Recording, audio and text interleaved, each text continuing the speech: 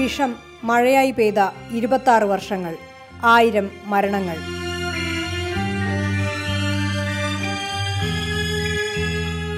മരിക്കാതെ മരിക്കുന്ന 10,000 പേരെങ്കിലും.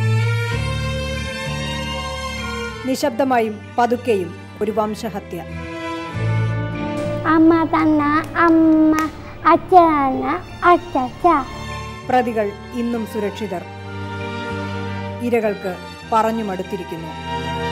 എല്ലാവരും കിട്ടിന്, എനിക്ക് മാത്രം കിട്ടിയിട്ടില്ല. അതെന്തുകൊണ്ടാണ്? എൻഡോസൾഫാൻ നിരോധിക്കാതെ തർക്കിക്കുന്നവർക്ക് കാണാൻ അത്ര രസമില്ലാത്ത കാസർഗോഡൻ കാഴ്ചകൾ വീണ്ടും.